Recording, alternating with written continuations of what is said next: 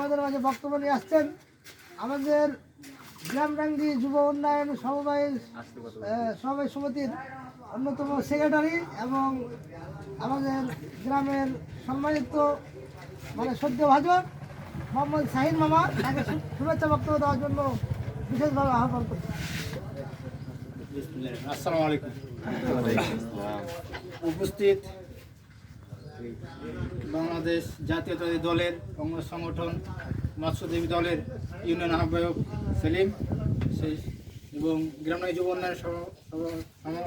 যুব উন্নয়ন সমবায় সমিতির সভাপতি সেলিম মামা, আর উপস্থিত 3 নং হোসেনগঞ্জ 9 নং ওয়ার্ডের শ্রমিক দলের সভাপতি আমার সুজন ভাই, আর উপস্থিত স্বেচ্ছাসেবক দলের সাংগঠনিক সম্পাদক 9 নং ওয়ার্ডের আমার ফুয়াদ ভাই, আর উপস্থিত মুরব্বী সকলে আমার বন্ধুবার মাসুম, আমার বন্ধুবার মনিরুল, ছোট ভাইরা, সব বড় ভাইরা, সবাই আমার শুভেচ্ছা, আন্তরিক শুভেচ্ছা। আপনারা জানেন যে আমরা আজকে সামনে ইফতার মাহফিলের জন্য আজকে বসেছি। আমরা গত 14 সাল থেকে আজ অব্দি ইফতার মাহফিল প্রতি বছরই করে আসছি। এক বছরই আমরা পিছনে হয় না কি বাধা দিই নাই, আমরা প্রতি বছর রানিং করে আসছি। তবে ইতিহাস সবার জানা নাই, যে একটা ইতিহাস না বললে নয়। এই ইফতার মাহফিলটা চালু প্রথা কখন থেকে হলো? 2014 সালের, জানি না এটা রমজান ছিল, তবে আসরের নামাজের পরে আমি, সেলিম, রানা, তরিকুল বসে ভাবতেছি যে আসলে আমরা একটা ইফতার মাহফিল করাই। হ্যাঁ, কীভাবে করাবো? আমরা টাকা দিব আর সবার কাছে টাকা চাবো, তখন এই ইফতার মাহফিলটা আমরা শুরু করব। তখন আমরা বললাম কে কয়টা দিবি, তুই কয়টা দিবি, আমি কয়টা দেবো, কয়টা দিবে। তখন আমরা 25 টাকা করে দিয়েছিলাম। আমরা 4 জনে 25 টাকা করে দিয়ে 100 টাকা করেছিলাম। আর আনেস চাচার কাছে গেছিলাম, হ্যাঁ, উনি দিয়েছিল 20 টাকা। আর সেরা এসারজন স্যারের কাছে গেছিলাম, উনি বললো যাও তোমরা কি দিয়ে করাবে, ইফতার করাবে। আমরা বললাম যে বুট মুড়ি টুড়ি দিয়ে করাবো। উনি বললো যে যাক, তাহলে আমি 1 কেজি তাহলে বুটের দাম দিব। 1 কেজি বুটের দাম উনি তখন 80 টাকা দিয়েছিল 14 সালে। আর মাজেদ কাকা উনি দিয়েছিল 100 টাকা। এই মিলে আরও সবাই 10, 5 টাকা 20 টাকা করে দিয়ে আমরা ইফতার মাহফিলটা তখন কিন্তু করেছিলাম মসজিদে।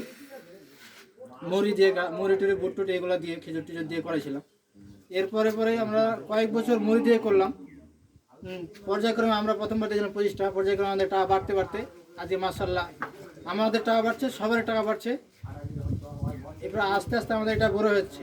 প্রথম আমরা মনে হয় 2-3 বছর মুড়ি দিয়ে করলাম, গাজী মুড়ি। তারপরে আমরা ব্রয়লার মাংস দিয়ে করলাম, ব্রয়লার মাংস দিয়ে চললো 2-3 বছর। তারপর থেকে আমাদের প্রবাসী ভাইরা যখন বিদেশ থেকে আমাদেরকে টাকা দেয়, আমাদেরকে সহযোগিতা করে, তাদের টাকার কারণেই আমরা কিন্তু এটা কিন্তু বড় করতে পেরেছি। মুড়ি থেকে ব্রয়লার মাংস থেকে গরুর মাংস আমরা করতে পেরেছি। এবং জনসংখ্যায় আমাদের কিন্তু বিপুল, আমরা যেটা ইফতার মাহফিলের আয়োজনটা করি। গতবার আপনারা জানেন যে গতবার আমাদের প্রায় 53 কেজি গরুর মাংস কিনেছিলাম। প্রায় 500 লোকের আয়োজন ছিল। 500 লোক আমাদের স্টেজে আমাদের ইফতার মাহফিলে খাওয়া দাওয়া করেছিল। এবং আমরা 50টা বাটি করেছিলাম, যে বাটিগুলো যে আমাদের প্রবাসী ভাইরা বিদেশে থাকে তাদের বাড়িতে আমরা একটা করে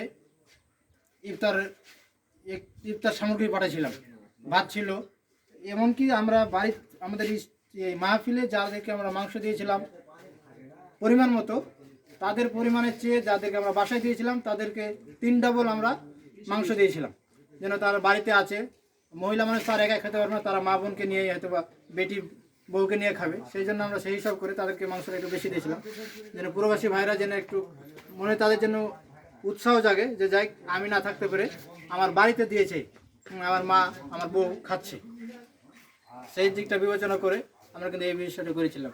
এবারও আমরা করব সেই বিষয়টাই। তবে আমাদের গতবার যেহেতু আমরা 53 কেজি গোস্ত কিনেছিলাম, আমার মনের আশা, বিশেষ করে আরও 2-1 জনের আশা এটা, যেহেতু আমরা 53 কেজি গোস্ত কিনতে পেরেছি, তো গতবারের আয়োজনের তুলনায় বলতে গেলে আমাদের এই 12 বছরের ইতিহাসে এবারের ইফতার মাহফিল সব থেকে বড় এবং সুন্দর সামঞ্জস্যপূর্ণ করার জন্য আমরা উদ্যোগ গ্রহণ করেছি ইনশাল্লাহ। সেই জন্য আমাদের কথাবার্তাও চলছে এলাকার লোকজনের সাথে, ভাই বোনেদের সাথে, প্রবাসী ভাইদের সাথে। তারা আমাদেরকে আশ্বাস দিয়েছে যে করো, ইনশাল্লাহ যতটুকু পারি আমরা সাহায্য সহযোগিতা করব। তো এবার আমরা যেহেতু বলতে চাচ্ছিলাম যে আমরা গতবার গরুর মাংস খেয়েছিলাম 53 কেজি, সেই হিসাবে আমাদের যেহেতু এবার আয়োজন বড় হচ্ছে, তা আমাদের 60 থেকে 70 কেজি আমরা নর্মালি মাংস কিনবো। তো এই মাংস না কিনে আমরা একটা আস্ত গরু কিনে নিব। গরু কিনে গরু জবাই করে আমরা ভুটি বিক্রি করে দেবো, ঠ্যাংটা মাথা টাথা এগুলো বিক্রি করে দিব। এই আয়োজন আমরা করতে যাচ্ছি। যদি এটা সকলের যদি মনপুত হয় যে তাহলে আমরা এটা করবো, আর যদি সবাই বলে যে না আমরা মাংসই কিনবো, তাহলে আমরা মাংসই কিনবো। হ্যাঁ, সবারই সম্মতিক্রমে এই আমাদেরটা হবে। আর সবাই বক্তব্যে এটা বলেছে যে গতবার আমাদের জায়গার সংকীর্ণতা ছিল, উপরে ছাদে জায়গা আটেনি, তো পরে আমরা মসজিদও দিয়েছিলাম, মসজিদেও কিন্তু জায়গার সংকট দেখা গেছিলো, বেশ কয়জন কম ছিল। সেই জন্য সবাই বলেছে এবার যে উপরের ছাদের সাথে নিচের গলি, হ্যাঁ এটা তো করতে, এটাতে করা হবে। প্রয়োজনে যদি আমাদের আরও হয় তো আমরা রাস্তার দিকে হয়তো নেমে যাবো, যদি ইফতারের সময় আমাদের যদি লোকজন যদি আমাদের বেশি হয়, আমরা যদি জায়গা যদি দিতে না পারি। আর কি করবো এখন এই বিষয়গুলো সবাই মাথায় রাখেন যে আমরা কীভাবে এটাকে আরও সুন্দর করতে পারি। আবার গতবার যেহেতু আমাদের জনসংখ্যা প্রায় 500 মতন ছিল, আমাদের খাজিনদারি আমাদের কমিটির লোক কিন্তু সেই তুলনায় যথেষ্ট ছিল সেবার।